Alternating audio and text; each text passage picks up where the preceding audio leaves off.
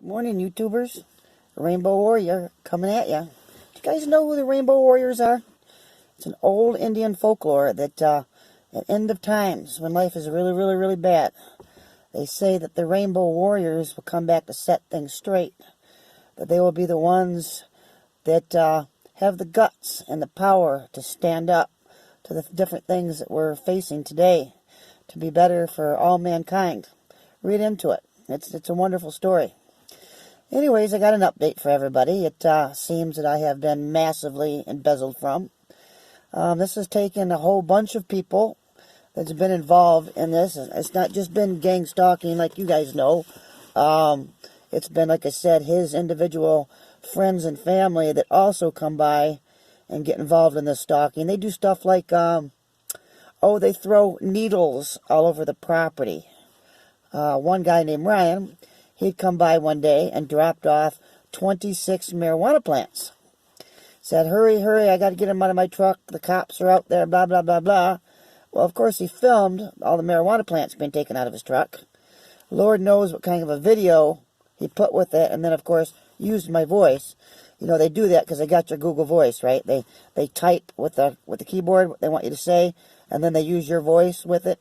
I don't know how savvy you guys are and know about all this electronic wizardry that they have out there to destroy a person like me, but trust me, it exists. Well, and then one guy come by. See, he'd hire these deadbeats to work for him around the shop. His name was Chris McKim. Now, he's an absolute deadbeat to society. Has one child, another one on the way. Won't work, won't get a job, not ever. And he always carried around this little metal marijuana case. Well, he was hired to work around the property. He came and he'd leave his marijuana case wide open right by the house. And he would come inside the house and leave it wide open. Or he would come and he would sit right by the house, you know, outside by the window and smoke his pot right there. And so he's another one, see, they were making some type of videos to make it look like it was me and that I had the drug problem. For about a year and a half straight, almost every day I'd get up and go into my car. There would be drug paraphernalia. There'd either be those little itty bitty baggies. There'd be crack pipes. There'd be marijuana pipes. I would literally have to shake down my car before I hit the road because if a cop pulled me over, Lord only knows what I went to jail for, the things that they pulled on a daily basis. I said to myself, I don't know how this is happening. You know, I don't know how this is happening. How are they getting into my car? I always locked it.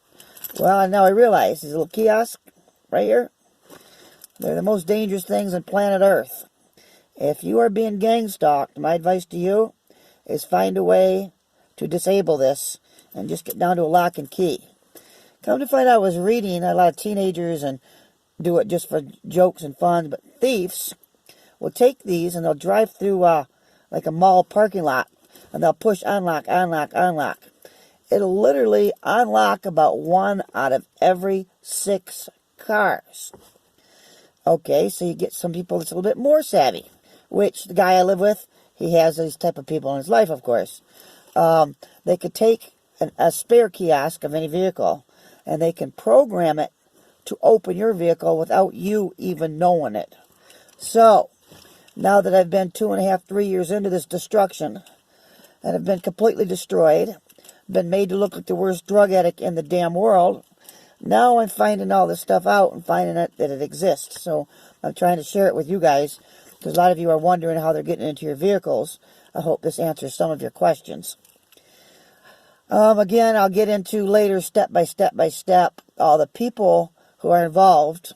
Of course, you know, I've been trying for a good couple years to try to get the police to listen to me. Nobody helped. Trying to hire a lawyer. Nobody will help you. Oh, they will when you first call.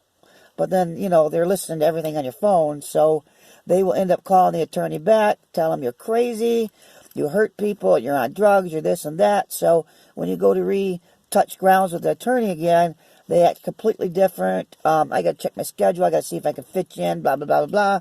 Anyways, long story short, nobody will help you.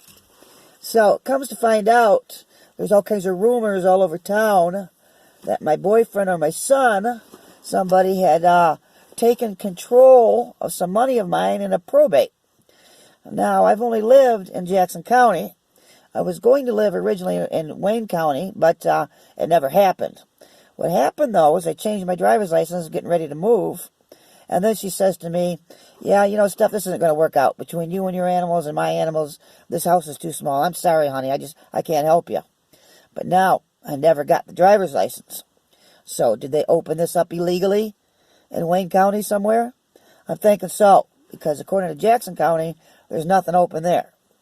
But like I said, everything about this has been illegal. Everything, okay? I am missing over 6 driver's licenses in the past 2.5 years. They do another thing like this. You know, I was telling you about the drugs. One day I went into the pharmacy to get some sinus pills. I don't know how to take them because they really affect me really, really bad. I can only take them for about 3 days. My body reacts violently to acetaminophen. But anyways, I was so sick with a sinus infection, I wanted to get them anyways. I went up to the pharmacist. I gave him my driver's license. I said, I need to buy some Sudafed.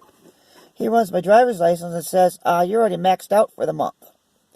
See? So there you go. I hadn't even bought any in about 1.5 years. I haven't even bought a sinus pill.